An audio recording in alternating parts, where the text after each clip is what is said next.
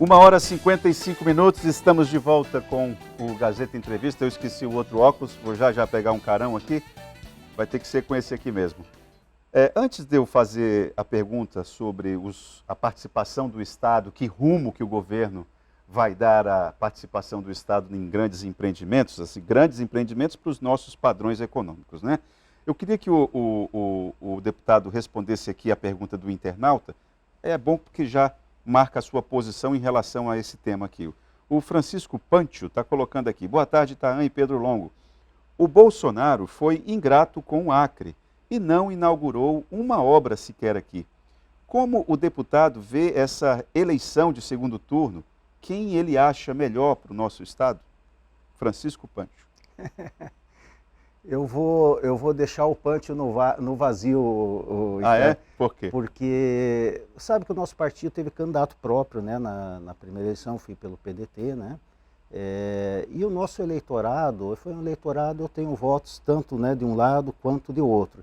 Então eu optei por não me envolver nesse debate presidencial. Mas não seria importante nesse momento? Eu estou mais preocupado realmente aqui com o nosso dia a dia, com a nossa realidade, né? E nós temos então dentro da própria base do governo, temos posições divergentes, então eu não tenho interferido nesse, eu deixo cada um com a sua opção. Então eu vou fazer uma provocação talvez mais incômoda. Você já foi magistrado, não é? Sim. Na verdade, sou magistrado aposentado. Aposentado, perdão, tecnicamente. Me perdoe, tecnicamente, um magistrado aposentado. Isso. Ver Sérgio Moro assessorando o Bolsonaro, o que representa para a magistratura, você como magistrado aposentado? Eu acho que causa uma estranheza. Causa uma estranheza, né? Porque exatamente a acusação que era feita a ele é de que havia uma suspeição, de que ele queria prejudicar um determinado candidato, né? E aí quando ele vai para um debate e fica ao lado, praticamente confirma essa tese, ou pelo menos abre essa linha de raciocínio, né? Certo. Bom, então vamos, passado essa abordagem aqui feita pelo internauta Francisco Pancho, deixa eu reforçar a ideia. O governador Gladson Cameli tem falado em todo canto que o melhor está por vir, dando a ideia de que o segundo mandato vai ser um mandato de grandes realizações. Realizar coisas aqui no Acre, no que se refere à agropecuária, necessariamente passa por discutir os destinos da Peixes da Amazônia, de fortalecimento da Dom Porquito, da Acreaves, da Natex. E aí, o deputado, como é que o senhor vai orientar o governador em relação a isso? Porque extrapola a questão da LAIAC. Eu acho que isso aí é um assunto que interessa a todos. A toda a sociedade. Olha, eu tenho uma convicção muito particular, mas que eu creio que é a que predomine hoje no governo, que quem deve empreender, quem deve efetivamente apresentar, abrir negócios, gerenciar negócios, é a iniciativa privada. O papel do governo é um papel auxiliar, de induzir, de facilitar com a infraestrutura para que os empreendimentos sejam viáveis, mas quem tem que conduzir é a iniciativa privada. É aquele empreendedor que tem a expertise, são aqueles que têm as consultorias para avaliar aquilo que é viável, aquilo que não é viável. Então, no que depender de mim, a recomendação sempre vai ser nesse sentido. Deixem quem sabe empreender cuidar disso. Mas esses empreendimentos em nenhum momento negam a participação, aliás, chamam a iniciativa privada para isso. Mas veja bem, eles foram de alguma maneira construídos numa forma em que o Estado, pelo menos inicialmente, era majoritário, né? O Estado foi quem fez o maior aporte de capital. E alguns não tiveram uma viabilidade confirmada na prática. Talvez tivesse estudos que indicassem, mas em algum momento houve uma falha. Vamos usar o Peixes da Amazônia, que é um empreendimento belíssimo, né? É uma cadeia importante, é uma cadeia altamente sustentável, mas chegou um momento que a ração tornava inviável a produção pelos piscicultores, né? Em grande quantidade e com folga, digamos assim, para poder depois exportar, que era a pretensão, né? Então, por quê? Porque não tínhamos produção de grãos no estado, praticamente não tínhamos milho e soja, que é o componente principal da ração que é usada para o peixe. Agora está melhorando, nós já temos um agronegócio um pouco mais desenvolvido, né? Mas o momento passou, né? Então agora temos que tentar ver se alguém da iniciativa privada assume o empreendimento. Deputado, o que o senhor responderia se fosse abordado na rua por uma pessoa que lhe dissesse o seguinte, lhe lembrasse, né, de certeza que o senhor sabe disso. Uhum. O desenho administrativo da Peixes da Amazônia, basicamente é o mesmo da Dom Porquito. Por que os dois desempenhos foram tão distintos? Sendo que, basicamente, aquilo que serve para a ração do porco é basicamente também a ração para os peixes. Por que houve essa diferença de performance, digamos assim? Olha, se eu tivesse essa resposta, né, elaborada, eu me candidataria a ser consultor, né? Eu não tenho, mas acho que a gente pode entender um pouco com um aspecto cultural, né? A Dom Porquito teve parceiros, teve uma gama grande de pequenos produtores que compraram esse projeto e que isso acabou se viabilizando. O custo de produção e o valor da venda desses produtos, eles eram viáveis naquele contexto, né? E o mesmo não aconteceu na Peixe da Amazônia. E tem um outro aspecto que às vezes pode ser o aspecto da própria administração, né? Como é que a administração se portou, como é que ela deu resposta às questões que surgiram do ponto de vista da gestão. Então, possivelmente, a Dom Porquito tem e está tendo, né, uma gestão mais eficaz do ponto de vista dos resultados. Por isso está dando certo. Eu me lembro que o ex-governador Tião Viana trabalhou para dar uma estrutura para os pequenos, para poder abastecer aquele complexo de piscicultura, 5.600 açudes em todo o Acre. Você se lembra disso? Lembro. Muita coisa. Então, agora sim, talvez houve um erro ali no início, um projeto que nasceu grande demais para a nossa realidade, aí é um debate. Só queria, deputado, assim, que o telespectador tivesse segurança de que esse ponto de agenda estivesse como prioritário no gabinete do governador. Será que nós teríamos em você uma pessoa que pudesse fazer essa interlocução? Porque precisa. Sem dúvida nenhuma, né? Até porque eu sou um defensor do desenvolvimento econômico do Estado em todos os seus aspectos. Eu estou convencido hoje, tá, de que não dá para continuar por mais 4 anos, por mais 8 anos, como um Estado do contra-cheque. Nós temos que diversificar a nossa economia, o agronegócio tem que se instalar, nós estamos vendo a diferença hoje de Rondônia em relação ao Estado do Acre, e é possível fazer isso de moldes sustentáveis, não há nenhuma dificuldade em relação a isso. Há áreas degradadas que podem ser aproveitadas, não é necessário degradar o meio ambiente para produzir, né? E agora nós temos um outro aspecto que, com a conclusão da Ponte do Madeira também, nós estamos efetivamente ligados, tanto ao centro-oeste e ao sul, como ligados também à economia do Pacífico, ao Peru e à Bolívia, né? Então eu acho que agora as condições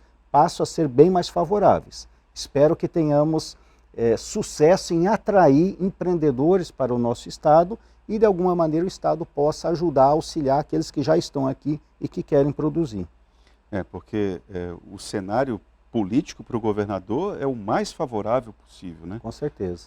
Me chamo Pedro do Bujari, passamos por uma pandemia e isso dificultou o cumprimento de algumas promessas feitas pelo atual governador reeleito. Gostaria de saber do entrevistado qual ou quais promessas que não deu para cumprir no primeiro mandato de Gladson e que será possível cumprir agora. Como é que isso está no parlamento lá, Pedro? É o seu xará, lá do Bujari. Boa tarde aí ao Pedro, né? Eu acho que alguns aspectos quem vai ter que responder é o próprio Gladson, né? Em relação assim às suas prioridades. Mas o que nós temos notado é que há hoje quase que uma unanimidade dentro do governo que esse segundo mandato tem que ser um mandato dedicado às obras estruturantes, né? E o governador tem falado muito na construção de casas populares, até como um aceno também para a geração de empregos. Ele falou 18 mil para o Roberto Foi, Vaz, né? número muito expressivo, né? Espero, muito expressivo porque você é diplomata, né? Espero que consigamos chegar perto disso, mas de fato a construção civil ela é a base da pirâmide econômica, é aquela que primeiro contrata, ela desenvolve toda uma série de segmentos que giram em torno deles. E nós temos obras também estruturantes que a gente precisa fazer, né? Com rodovias, fortalecendo os nossos aeródromos. Recentemente nós tivemos agora o início da interligação com Porto Walter, ou seja, uma cidade que já caminha para sair do isolamento. Eu acho que tem que ser esse o investimento. Obras de infraestrutura. De infraestrutura, a maternidade, que é algo que está realmente há uma necessidade premente, né, de uma nova maternidade aqui para Rio Branco. Temos problemas de hospitais no interior. Eu acho que os municípios ali, principalmente Feijó, Tarauacá, tem uma grande limitação. Maria. Chapuri tem problemas sérios, né? Então nós esperamos que esse segundo governo seja um governo voltado para essas obras estruturantes e para a diversificação da economia. O Mário está perguntando para você o seguinte: boa tarde, Taan. O governo faz sempre grandes elogios ao IDAF, o Instituto de Defesa Animal e Florestal do Acre, mas os funcionários ganham uma miséria. Nunca é citado em nenhum momento na fala do líder do governo sobre isso. Pergunte aí sobre os funcionários do IDAF. Meu nome é Mário. Na verdade, como eu falei, eu talvez seja a pessoa que mais esteja a par de todas essas questões. Eu tive uma reunião também com uma comissão do IDAF e eu reconheço, né? Eu mencionei aqui o pessoal da comunicação, o TEGS aí, e do IDAF é a mesma situação. Tem muitos funcionários, talvez praticamente todos, que estão hoje muito aquém, né, do trabalho que eles de fato realizam. O IDAF tem sido essencial para a gente atingir, né, como área livre da aftosa, sem vacinação, né? Então eles têm todo o meu apoio para valorização. O IDAF deveria ser mimado pelo governo, dada a importância do trabalho que desenvolve. Inclusive fazemos também, estamos atentos para encontrar uma possibilidade para contratar mais um quantitativo do cadastro de reserva do IDAF, né? Para que a gente possa reforçar essas nossas linhas aí de preservação da sanidade animal e vegetal e valorizar esses servidores. Então, contem com o meu apoio, né? Eu estou à disposição de todas as categorias. Obrigado, Mário, pela sua participação. Então, vamos ver aí, na prática, o que vai acontecer em relação ao salário dos servidores. Deputado, numa recente conversa que tive no site do Roberto Vaz, lá o AC 24 Horas, falava a respeito da eleição da mesa diretora, né? E tem aqui um telespectador falando a respeito disso, da questão da presidência da mesa diretora. E eu apostei no PDT, apostei na figura do Luiz Thier, né? Tem a maior bancada, mas eu acho que pelas movimentações que estão acontecendo aí, eu acho que eu errei. Errei, não? Olha, essa eleição, ela somente vai acontecer no dia 1º de fevereiro, né? Então nós temos um tempo longo. Um dos critérios de composição, não só da mesa diretora, como das comissões, é a proporcionalidade, é a formação das bancadas, né? Mas a gente não pode esquecer que ela não passa só pela eleição, porque pode se formar blocos, tem outras componentes, né, nesse processo. O que eu posso lhe garantir é que a base do governo terá, né, a presidência da Assembleia e os principais cargos, porque isso vai corresponder à vontade do eleitor, foi o que saiu na urna, né? Então, aparentemente, isso está sendo conduzido pelo atual presidente Nicolau, que está ouvindo, formando, né, fazendo essa mediação com os partidos e bancadas para apontar um caminho. A liderança do governo é algo que está como um dos pontos prioritários para você, ou você pensa passar o bastão? Você acha Não, que... eu já informei, tá, que líder do governo tem prazo de validade, né? E o meu se esgota ao final dessa legislatura. Eu acho que eu dei a contribuição, fiz assim com muita intensidade, né? Fiz acreditando neste projeto, me portei sempre de boa fé, falando a verdade, sem enganar ninguém, às vezes assumindo pautas até difíceis, mas olhando no olho das pessoas e dizendo o que era possível de ser feito em cada um dos momentos. Então eu já informei ao governador que ao final da legislatura, né, eu agradeço, mas entrego, coloco o meu cargo à disposição para que seja escolhido um outro colega a partir então de fevereiro do próximo ano.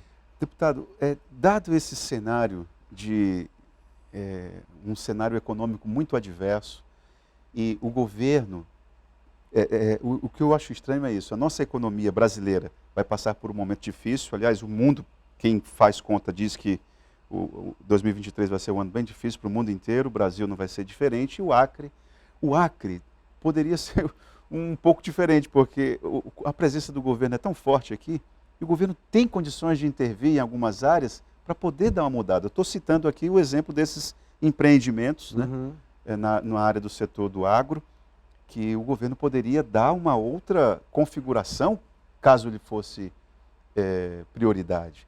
Então, eu queria saber, diante de um governo que poderia fazer algo mais urgente, com mais rapidez e agilidade, qual é o perfil da mesa diretora que, no seu entendimento, é necessário para, de certa maneira, inclusive, pressionar o executivo para poder fazer com que as coisas aconteçam mais rápido?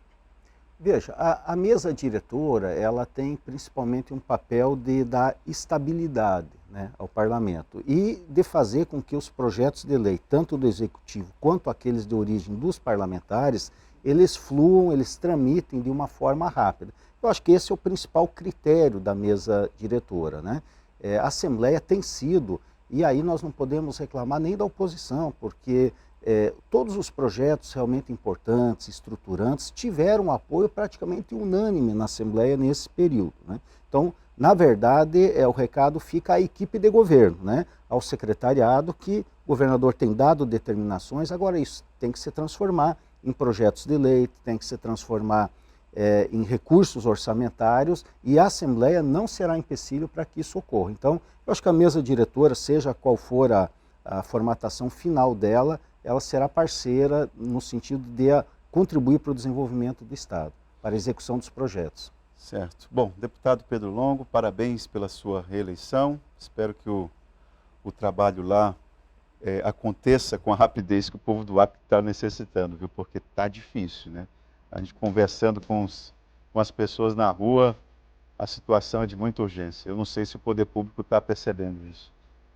Eu queria só aproveitar essa oportunidade e agradecer, né? Agradecer à população do Acre, agradecer a cada um dos eleitores que nos honraram com esse voto de confiança. E eu vou, nesses próximos 4 anos, continuar trabalhando da mesma maneira como tenho feito até agora, com muita intensidade, com muita vontade, buscando contribuir para que o nosso Estado efetivamente se desenvolva e principalmente para que a nossa gente, para que a nossa população tenha acesso a emprego, a renda e a economia se desenvolva. Muito obrigado, Pedro, pela sua participação. Vamos para o intervalo e já voltamos com o Gazeta Entrevista.